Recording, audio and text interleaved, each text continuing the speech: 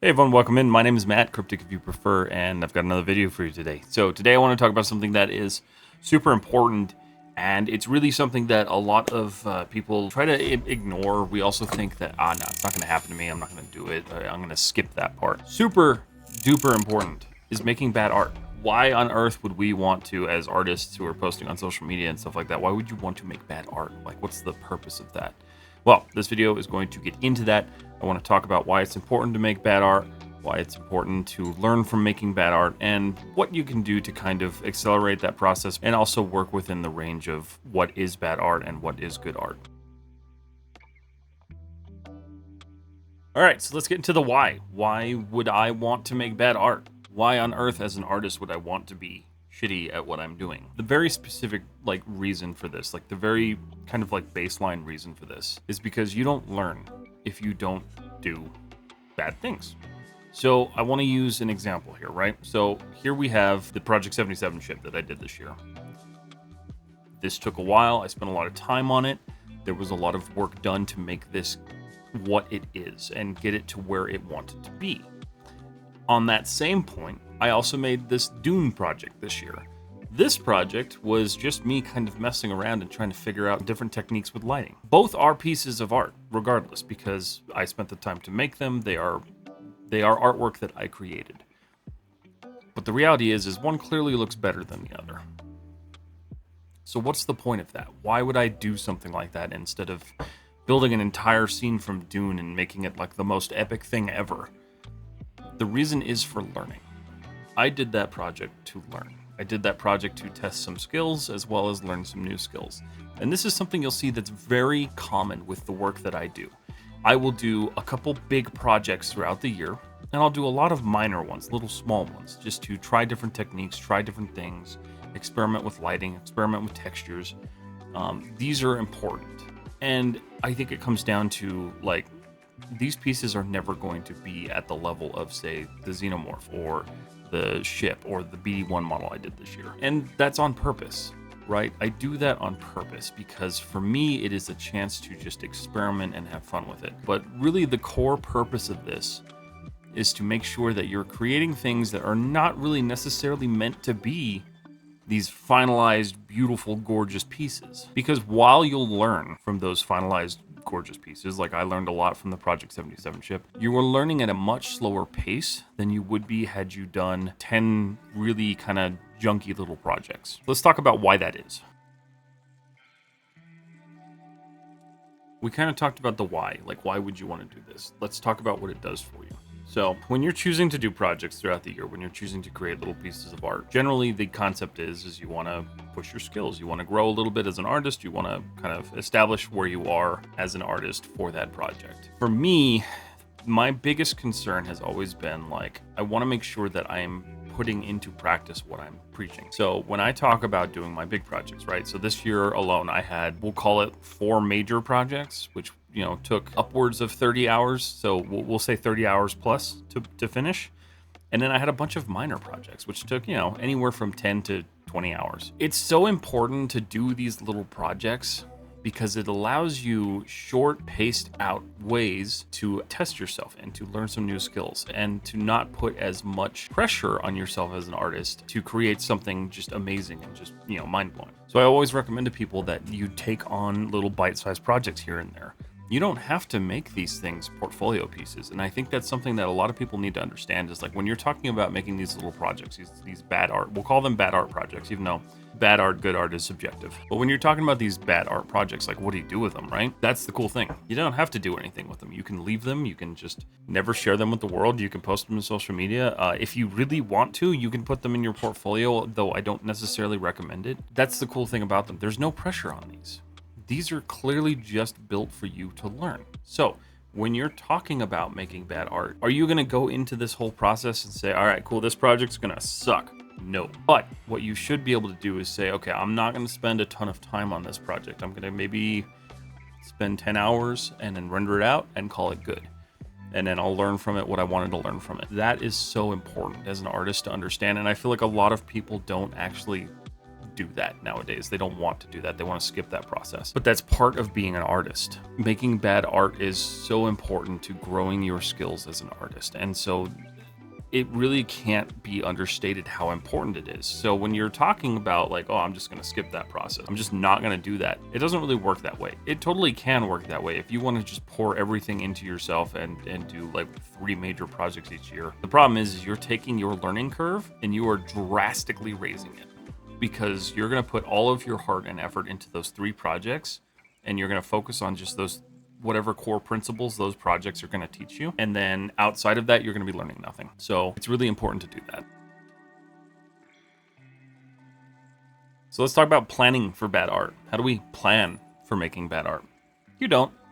Sometimes you will make projects that just end up being bad. Other times you will sit down and say, like, I don't want to spend a lot of time on this project, so it's probably going to be bad, but this is the core skill that I want to learn here. So it's kind of really going to be about recognizing what the purpose of that project is. Every one of your projects should have some form of purpose, whether it is to test your skills, to grow your portfolio, to have fun with it. It's got to have a purpose.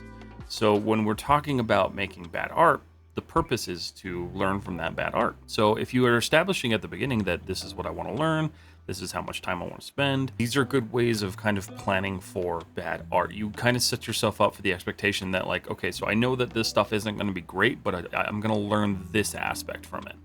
So let's use my speaker, for instance, the speaker tutorial. We did this live on stream. And really my main goal here with this one was to kind of do more technical modeling on the inside of the speaker. So I wanted to like build out the pieces in like a technical sort of fashion, as well as working with some new tools in Substance Painter that I hadn't necessarily worked with. The speaker cone being one of those. I wanted to figure out how to procedurally generate that speaker cone and not have to manually paint those things in. This project was designed for A, people who are beginners to follow along with me, and B, to teach me some new skills that I didn't necessarily have. These are projects that I don't plan to put in my portfolio, and they will never see my portfolio. They'll probably end up on my Instagram, but they won't end up on my portfolio because they don't need to be there. They are clearly just there for me to learn and to grow. And so it's really important that you kind of take a step back and you look at this and you establish, like, this is how I can grow as an artist, and I have to understand that these projects will not be game changers. So we've talked about kind of planning for bad art. How do we plan for good art? That one's a little bit harder, because planning for good art is like saying, like, this is gonna be amazing. I'm gonna make something amazing. The reality is we'll never really know how to like truly plan for good art, aside from the fact that you can just plan to spend a lot of time on it. I'll use these as examples. So we have my Tron disc, which all things considered is pretty bad. It's not great. And then we have BD1. Both of those projects were built in the same time frame. So it's really important to look at this and say, okay, why was this done? Why did this happen? So BD1 was what I consider a long scale or a long format project, right? I knew that project was going to take me a certain amount of time, whether that be 60, 30, 40 hours, whatever. I knew it was going to take a lot of time. And I think BD1 ended up taking like 40 or 50 hours or something like that. But the Tron disc took 8. So when we look at this, the way I tend to plan it is I'm going to spend a day doing something to learn and experiment. That's going to be my 8 hours. But this other project, I'm going to spend weeks or months building and really digging into and growing and creating something that I'm really truly proud of. That is how I tend to plan for what I would consider my good pieces, right? Like my pieces that I spent the time on to learn. And like, even though that's the case, even though I can dedicate all this time and I can spend all this planning, doesn't necessarily guarantee that it's gonna be good art. And that's okay. This is where you have to kind of change your mindset up a little bit and just understand that like this project is a planned, time sink versus this project is a planned learning time sink. And when it comes to both of these projects, which, both of them were done in the same time period, you really do have to establish what the goal is for that. And so my goal for BD1 was a portfolio piece. It was going to be my first character, my first portfolio piece, my first real major jump into Substance Painter, because I had only played with it before that project. And then the Tron disk was just to basically learn the workflow of getting from Maya to Substance to Maya. So each one of my projects that I tend to do, I will always have some small ones in between that I'm using to help grow those little sub skills that are going to help me in the end of the big project. That is just that's kind of the workflow that I follow, and it's one that I suggest a lot of people follow because it's so important for helping you take a break from the main pieces, because we all know that working on a piece for 40, 50, 100 hours at a time is exhausting. So it helps you break up the monogamy of it, and then it also helps you just, again, practice some of those little tiny skills that you aren't necessarily practicing, or you will be practicing that you don't know yet. They're really good ways to just kind of handle that and break that down and make it a more manageable piece and help you avoid burnout, which we all try to avoid. So that's kind of the workflow that I suggest that a lot of people follow, and whether you do it or whether you have something better, that's totally up to you. It's just the way that I find that myself works and myself kind of clicks with. So hopefully that's kind of a helpful thing for you. So I've mentioned it a couple times, is like, as artists, how do we decide what is good and what is bad art? And the reality is you really don't. Art is subjective. One thing you love may be something that somebody else doesn't love. Then that's totally okay. If you as an artist can look at your art and say, okay, cool, so this project was not so great, but this project was really good. That's going to be kind of your deciding factor on what was your good art, what was your bad art. The public will have their own opinion, and that's totally okay. They're entitled to it. And, if you post it on social media, you're probably going to get it. That's just the reality of it. But for you as an artist, being able to look at a piece that you spent 100 hours on and say, okay, this was pretty good art. Or a piece that you spent 9 hours on, and you could say, okay, this was a learning experience. That is totally up to you. And that, by the way, can be vice versa, right? You can swap that. You can spend 9 hours on something and it'll turn out amazing, and you can spend 100 hours on something and it'll turn out like garbage. These are the things that we kind of have to navigate as we're figuring out what the idea of making bad and good art is. And so it's something that I don't want you to stress too much about, because the reality is like, it's going to happen regardless. You can plan for it and you can be wrong in your planning. Or you can plan for it and you can be totally right, and that's okay too.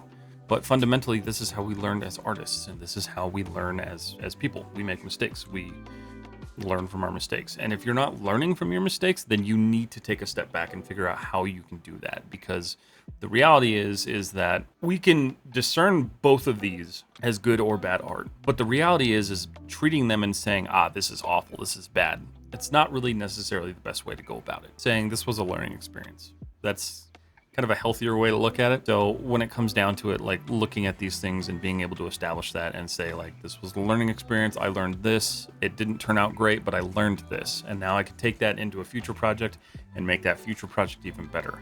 That's what's important here. So try not to be super hard on yourself when it comes down to this, because the reality is you don't need to beat yourself up over making bad art. I think a lot of people do. And I think that's one of the biggest problems, is that we are afraid to make bad art because we're told to post this stuff on social media. We're told to get ridiculed. We're going to get ridiculed if it's bad. And, there's some truth to that. But the reality is that it doesn't matter. Because if you learned something, if you grew in a year, those comments, the insults, whatever, like, they're not going to matter, because in a year you learned something. You spent the time and you learned that tool, and then it makes your next project even better. And that is what is important. So try to keep that in mind as an artist who is kind of starting to figure out this whole, like, I'm going to make bad art and it's not supposed to matter, but it does matter to me. Try to let that go. Try to let that go and just realize that you're going to make mistakes. You're going to screw up. And that's okay. That's how we learn. There's nothing wrong with that. Anyway, I know this was kind of a rambly video, but it was something I felt like kind of needed to be said. I'm sure there's plenty of other videos out here on the internet on how to be how to make bad art, but that's just kind of the way I approach it. That's kind of the way that I look at things. And, it's just kind of the mindset that I follow. Hopefully that was helpful to you, and hopefully you learned something from this video, and maybe you can take that knowledge and apply it to your next project, and hopefully that helps you. So thank you so much for watching, guys. If you haven't yet, go ahead and like and subscribe. It does help the channel. And then if you are interested in further supporting the channel, we have a Patreon. The link is in the description. But with that said, thank you guys so much for watching, and I will see you all in the next video.